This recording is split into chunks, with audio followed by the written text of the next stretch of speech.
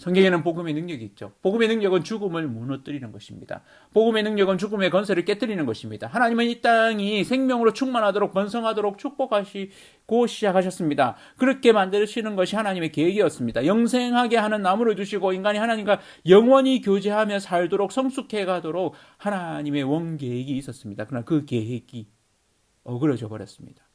더 깊은 설교, 오늘은 복음의 능력 성경 두 번째 말씀입니다. 창세기 3장 1절로부터 21절까지 말씀으로 같이 나누도록 하겠습니다. 여러분은 죄의 영향력이 얼마나 큰지 아십니까?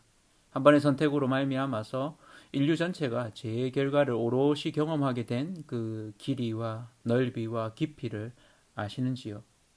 인간에게 주어진 자율권, 자유의지의 발현으로 인해서 그로 인해 선택한 한 선택이 온 인류가 겪은 결과가 얼마나 참혹한지를 아십니까?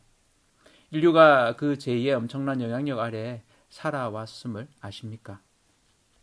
이렇게 한번 시작해 보고자 합니다. 예전 광고를 하나 잠시 볼게요. 금성 컴포넌트 시스템, 천재음악가의 명성은 명연주에 의해 다시 재현됩니다.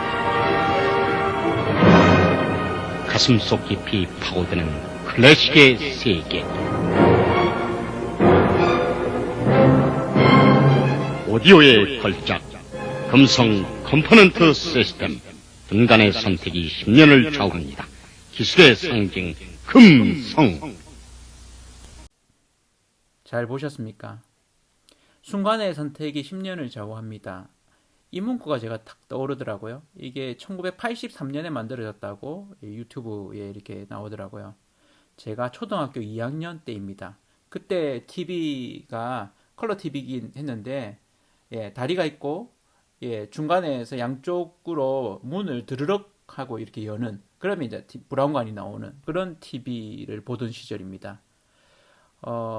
카피, 이 카피가 40년이 지난 지금도 기억이 날 정도로 대단한 거죠. 순간의 선택이 10년을 좌우합니다. 우리는 선택의 시대를 살아가고 있습니다. 무엇이든 우리가 원하는 것, 내가 원하는 것을 선택할 수 있는 시대를 살고 있죠. 그런데 때로는 이 선택이 너무 다양해서 머리가 아플 지경입니다.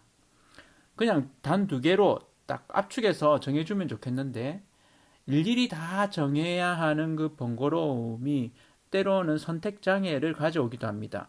일례로 서브웨이라는 샌드위치 집에 가면 빵 종류, 패티 종류, 치즈 종류, 야채 종류, 소스 종류까지 일일이 다 정해야 합니다. 물론 이렇게 큰 틀을 정하고 그 나머지는 알아서 해달라고 하면 알아서 해주기도 합니다. 그러나 많은 분들이 어려워하십니다. 초반에 서브웨이가 한국 시장에서 인기가 없었습니다. 이유인즉슨 너무 복잡해서였습니다. 그러다가 주문받는 직원이 추천하는 그런 몇 가지가 있었습니다. 그래서 그 방식대로 따르면 되는, 또 무엇보다 이렇게 급성장하게 된 이유 중에 하나는 TV 드라마의 PPL로 이 서브웨이 샌드위치가 고급화 전략과 맞물리면서 젊은 세대들에게 각광을 받고 있습니다. 아담과 하와를 만드시고 에덴 동산에 두십니다. 동산의 모든 열매를 먹을 수 있습니다. 그러나 단 한 가지, 선악을 알게 하는 나무의 열매만은 먹지 말라고 하셨습니다. 그러면 아예 선악을 아는 나무를 만드시지 않으셨으면 어땠을까요? 하나님이 덫을 놓아두셨다고 할 수 있을까요? 그러나 조금 더 객관적으로 보자면, 생각하면 하나님이 인간을 얼마나 존중하셨는지를 알 수 있습니다. 인간은 완벽하지 않습니다. 하나님 안에 있을 때, 하나님과 교제하고 상의하며 결정할 때 가장 좋은 상태인 걸 하나님은 아셨습니다. 그래서 100가지는 가능하지만 한 가지는 안 되게 하신 거죠. 엄밀히 말하면 마음대로 할 수 있는 거가 천지백가리, 해서는 안 되는 거는 꼴랑 한 개였던 거죠. 다 되는데 한 가지 안 되는 거. 그 한 개를 볼 때마다 하나님을 기억해 하는 사인인 거죠. 장치였던 거죠. 하나님이 얼마나 치밀하신지, 철저하신지, 배려가 깊으신지를 알 수 있는 대목이기도 합니다. 우리의 선택권을 존중하시면서도 방종으로 나아가는 길을 막으시는 거죠. 치밀한 설계자이십니다. 인간의 연약함을 도우신 것입니다. 인간이 하나님이 나를 만드셨음을 내 마음대로 다 할 수 있지만 하나님 안에 있을 때 가장 안전함을 깨닫게 하는 그런 장치를 주신 거죠. 그런데 여기에 문제가 발생합니다. 에덴 동산에는 4발 달린 들짐승 중에 가장 강교한 것이 뱀이었습니다. 그 뱀이 남자에게가 아니라 여자에게 와서 묻습니다. 하나님이 정말 동산 나무의 모든 열매를 먹지 말라 하시더냐? 질문이 좀 교묘하죠. 아니, 한 가지만 먹지 말라고 했다. 그래서 결국 이 한 가지에 집중하는 질문이 되는 거죠. 이 처음 뱀은 4발 달린 들짐승이었습니다. 그런데 그 뱀을 조종하는 영적인 존재가 있습니다.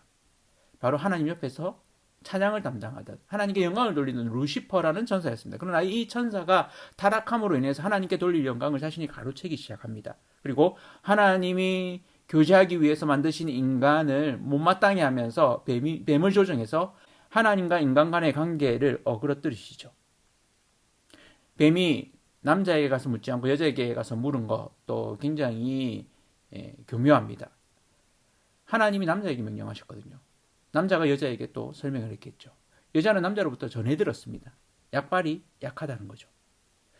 그걸 먹으면 눈이 밝아져서 하나님과 같이 된다고 또 다른 해석을 해줍니다. 하나님에 대해서 의심하게 만듭니다. 선악을 알게 하는 나무의 비밀인 듯이 말하는 거죠. 비밀 맞죠?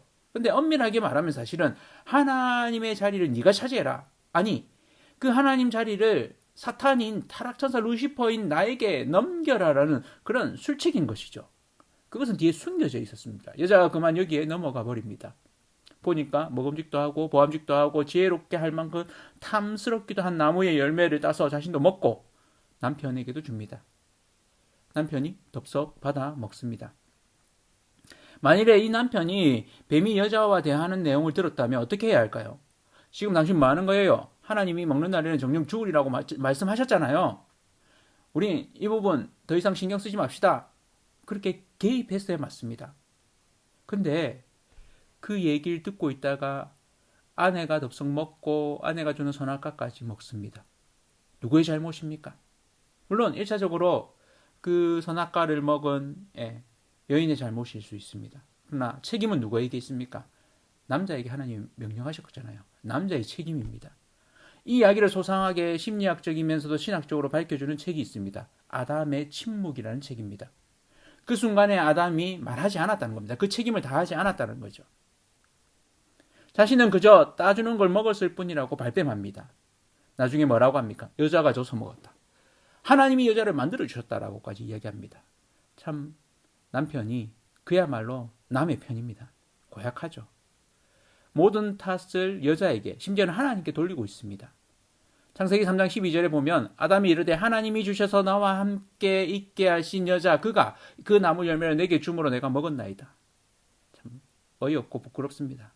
그런데 우리가 이런다는 사실입니다.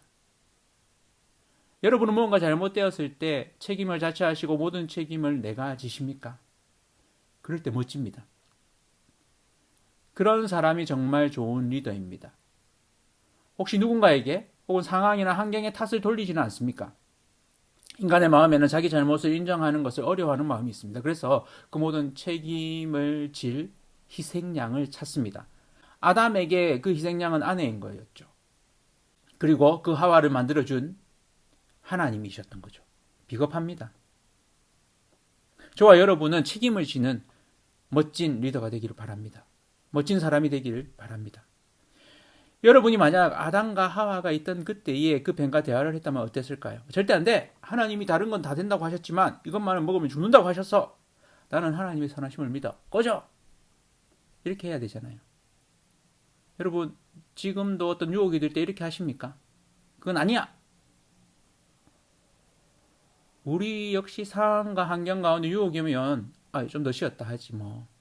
이거 하나 안 한다고 큰일이 되겠어? 이거 하나 먹는다고 큰일이 나겠어? 하나님과 같아진다고 하잖아. 그러나 그 실상이 뭡니까? 하나님을 더 이상 나의 왕으로 나의 창조주로 내 마음에서 인정하지 않겠다는 결정인 것입니다. 선택입니다. 이 선택은 엄청난 선택인 것입니다. 하나의 선택이 갖는 어마무시한 결정권과 후폭풍을 알아야 합니다. 그로 인해 어떤 결과를 만들어내는지 그 결과가 어떻게 됩니까? 여자는 자녀를 낳을 때 엄청난 고통을 갖게 되죠. 남자는 땅에서 소사물을 얻기 위해서 땀을 뻘뻘 흘려야 됩니다. 남자와 여자의 관계 역시도 틀어집니다. 아내는 원래 남편을 돕는 딱 맞는 배필입니다. 그런데 그 이후에는 남자를 반대하면서 돕는 배필로 바뀌어 버립니다. 남녀 관계에 어려움이 생긴 거죠. 여자는 남자를 갈망하게 되었습니다. 원하게 되었습니다. 남자는 그녀를 다스리게 되었습니다. 슬픈 현실이죠. 이런 일들 때문에 사실은 부부싸움이 있을 수밖에 없는, 남녀 간에 트러블이 생길 수밖에 없는 그런 연약함을 지니고 있습니다. 제 결과인 거죠. 그리고 결정적으로 죽음이 찾아듭니다. 죽음은 사탄이 하나님과 인간 사이의 한 약속, 명령을 이용한 것이죠. 그래서 사탄은 이 죽음을 무기로 삼아서 인간의 주인 노릇을 합니다. 하나님 자리를 자신이 깨차게 된 거죠. 사탄은 죽지 않는 영적인 존재잖아요. 인간의 한 번의 선택으로 말미암아 하나님을 하나님으로 인정하지 않는 죄가 이 땅에 스며들게 되었습니다. 인간 스스로가 하나님의 자리에 앉겠다는 교만이 들어오게 됩니다. 실상은 하나님의 자리에 사탄이 앉게 된 것이죠.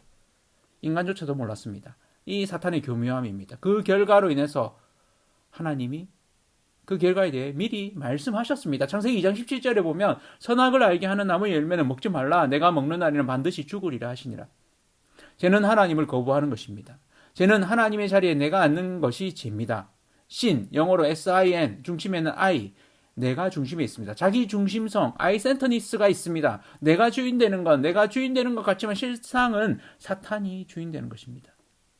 죄의 결과는 죽음입니다. 복음에 대해 잘 정리해주는 바울의 복음서인 로마서에는 6장 23절에 죄의 삭은 사망이요 하나님의 은사는 그리스도 예수 우리 주 안에 있는 영생이니라 라고 말씀하십니다. 구약 성경에서도 엘리의 아들들이 하나님께 드릴 제사를 자신들이 취하면서 사탄과 같은 죄를 짓습니다. 이에 대한 결과가 어떨까요? 사무엘상 2장 25절에 보면 사람에게 범죄하면 하나님이 심판하시려니와 만일 사람이 여호와께 범죄하면 누가 그를 위하여 강구하겠느냐. 그렇습니다. 이들은 하나님께 죄를 범함으로 죽게 되죠. 죄의 결과는 죽음입니다. 아담과 하와가 따먹은 선악을 알게 하는 나무의 열매로 말미암아서 하나님의 하나님됨을 거부하는 죄가 이 땅에 들어오게 되었습니다. 그 전까지는 하나님은 하나님이셨습니다. 그러니까 하나님의 자리에 사탄이 앉게 된 것입니다.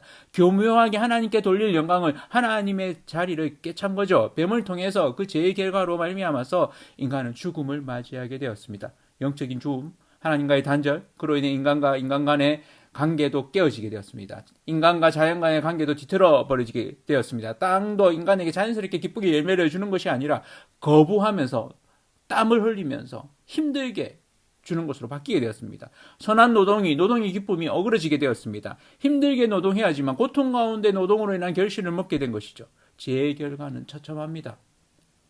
그걸 우리는 어쩌면 매일매일 경험하고 있습니다.